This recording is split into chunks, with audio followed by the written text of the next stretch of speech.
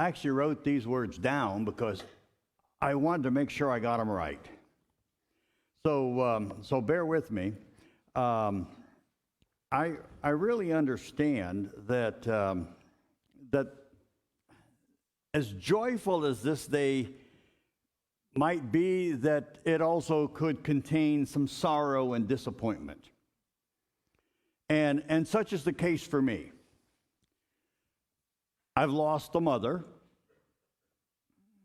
as some of you have as well. And I think of those women. Okay, let's try this again. I think of those women that would have loved to have been mothers, but have not yet been given the opportunity. And I think of those women who have lost a child right at the cusp of becoming a mother, losing a child during the birthing process, or even someone who may have aborted a child and continue to live with the pain of wondering what the world might have been if. And yet I'm willing to acknowledge that in the midst of such pain, that each one of us have a mother. And as such, we have much to learn and much to celebrate. And so I started thinking about that what if. Have you ever had that kind of echo through your mind? And you'll never guess where I went. Jeff Foxworthy.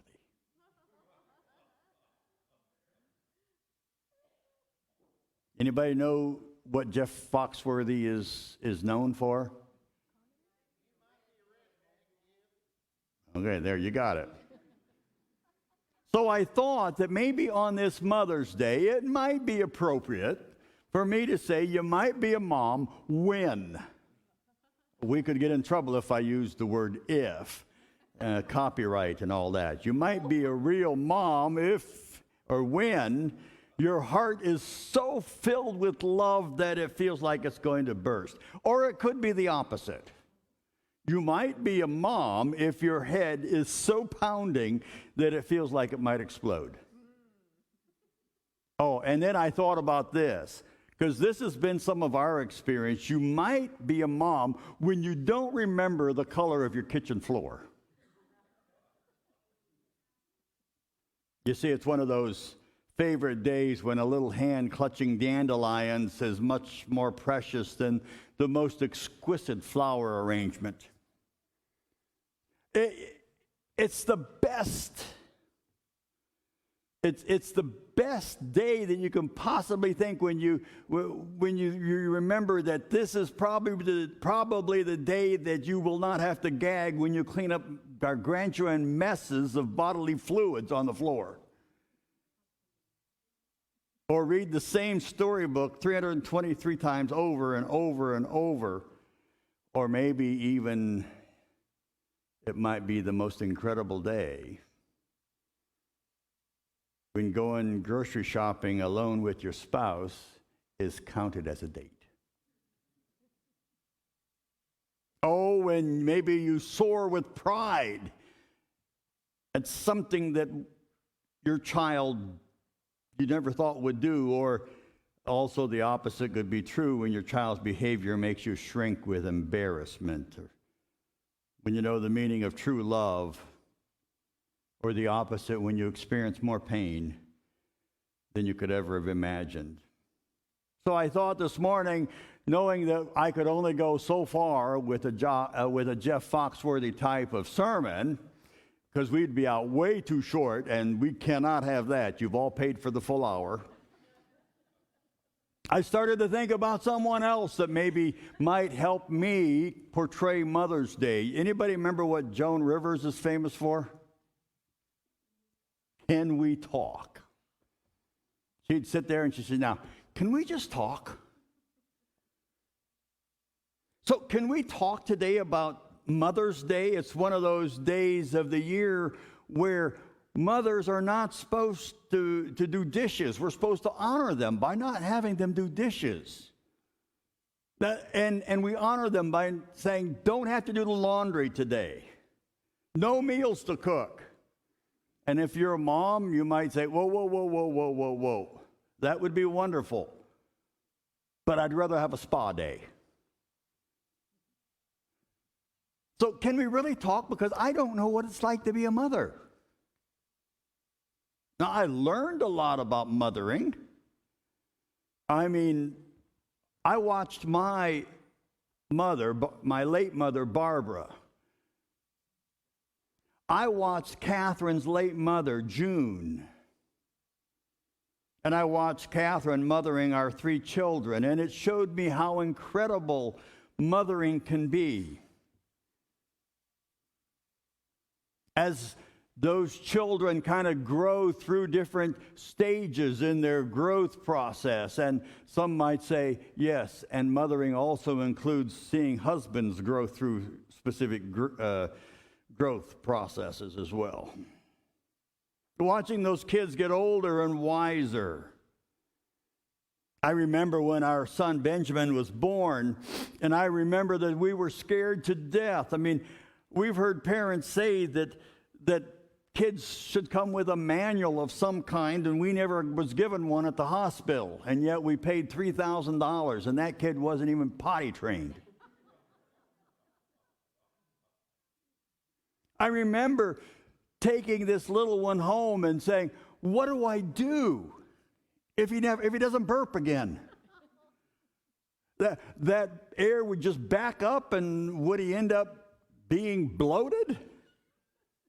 And finally, I talked with a dear friend at a church we were attending, Frank and Louise Blevins, who simply said, well, Gordon, Catherine, maybe he doesn't have to burp just now. I remember watching Catherine mothering as we were walking into a Walmart, and there was a couple that was walking out of a Walmart, and the man was extremely overweight.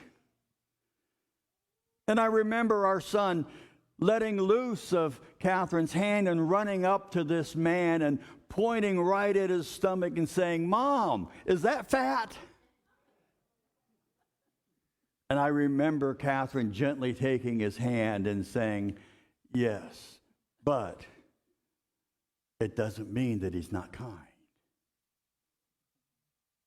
I remember trying to be both father and mother during our seminary years, when on Sunday Catherine was working at the hospital, and I would have to dress the children and take them to the church as I was involved in my active pastoral duties. And I thought it was just so kind of those older ladies at the church that as soon as I walked in with these 2 kids, that they would swoop them up and take them and say, Pastor, we've got them.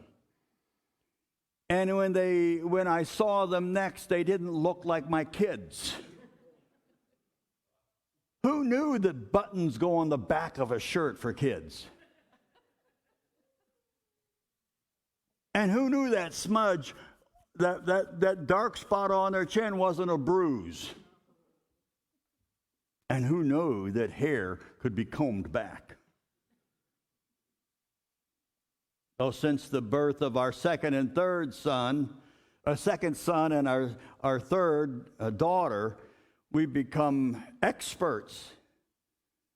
I want you to hear this. It is not, let me back up. I do not do political things. But it sounded funny when I wrote it. That since the birth of our last 2 children, Joshua and Hannah, Catherine and I have become experts in the equal distribution of wealth. Everybody gets the exact same amount of snacks. Everybody gets the exact same amount of toys, evenly dispensed. And yet, for all my shortcomings as a father, and when Catherine is gone, to sometimes having to be mother in the home, here's some observations that I've learned about what it really means to be a mom. And you probably have heard, because these are not original with me. I would never be able to pick these things up. Because you see, real mothers know that when they cannot find a utensil in the kitchen, to look in the sandbox.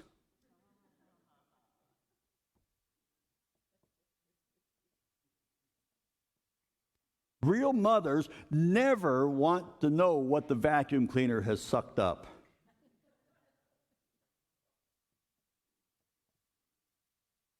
And real mothers really know that a child's growth is not measured in height or years or the grade that they're in school, but it's by the progression of how they address you, from mommy to mom to mother. You see, those who have worked through these things in life and have lived them out personally understand that all mothers have mastered what us guys would really like to be able to master, and that is multitasking. Part of a dual income family and yet able to make it to soccer games and Girl Scout meetings. Know the importance of teaching the children not only how to count and how to relate to each other and others, but also how to love Jesus Christ. I remember the most from the late two mothers and the mother of my children that I've been blessed with, that scripture reading is an important part of mothering. Even in the playing of games, I remember a neighbor, a friend of ours in seminary. She was actually the wife of one of the professors, and she would invite the children to come over and play Risk with her. And you know what? It wasn't about conquering the world, but it was about saving the world for Christ. What countries can we save next? Putting that missionary emphasis, the love of God for the whole world, into their minds. It's about giving more than you can ever imagine.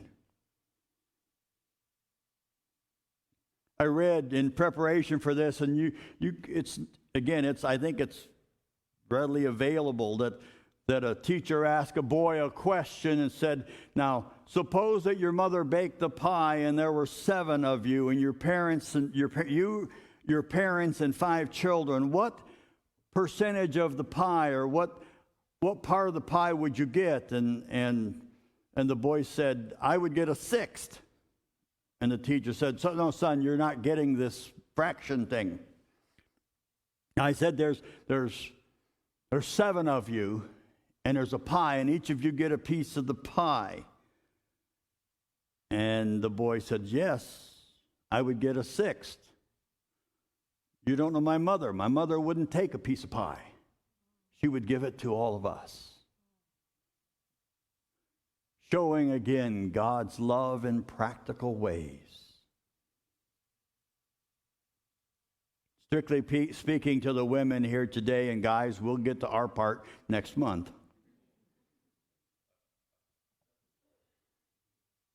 You're part of a community, mothering community. I have seen this everywhere I've gone.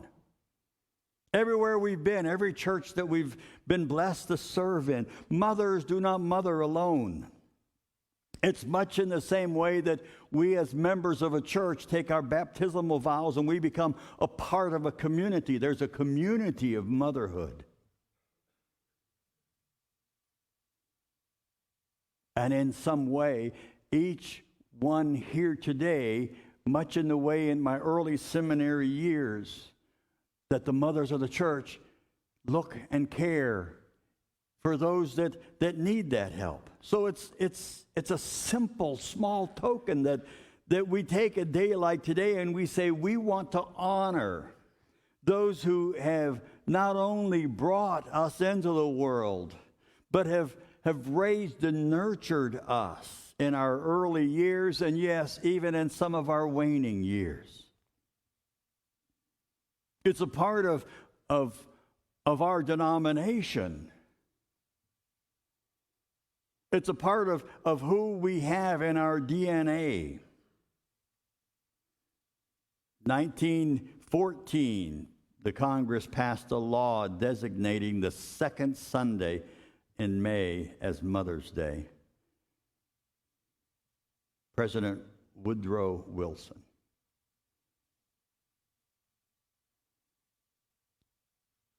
So let me close with these few words. Some things to remember about mothers before we venture back out into the real world.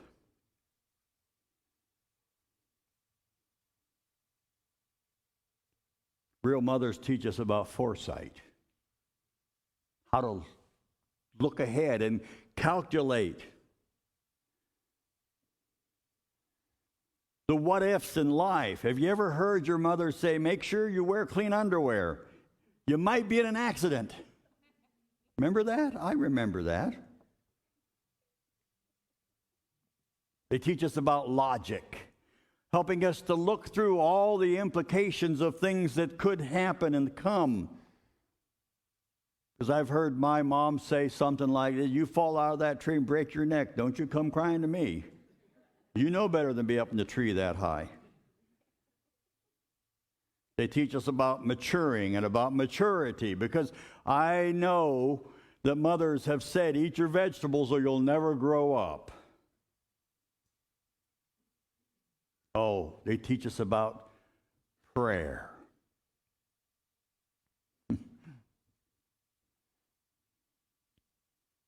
I remember, and maybe you have too, you better pray that comes out of those pants.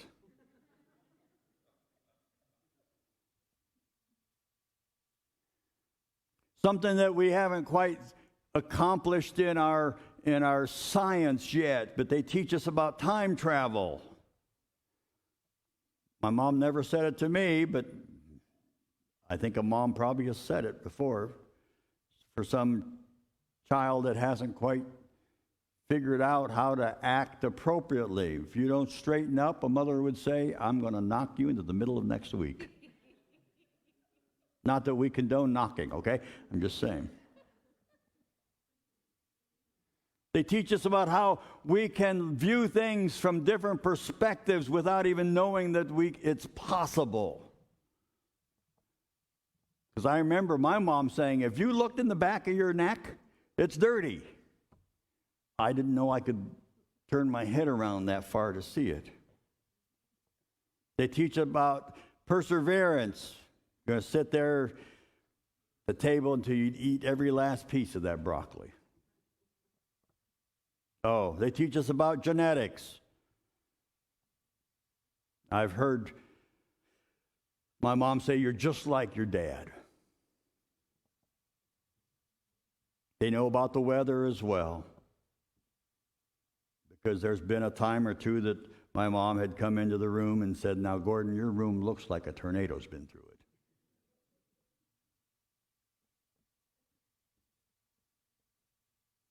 Now, let me end with this. You may have encountered this, but mothers do teach us about the circle of life, do they not? I have personally heard my mother say in her exhaustion over something I should not have done, saying, Gordon, I brought you into the world, and I can take you out of this world.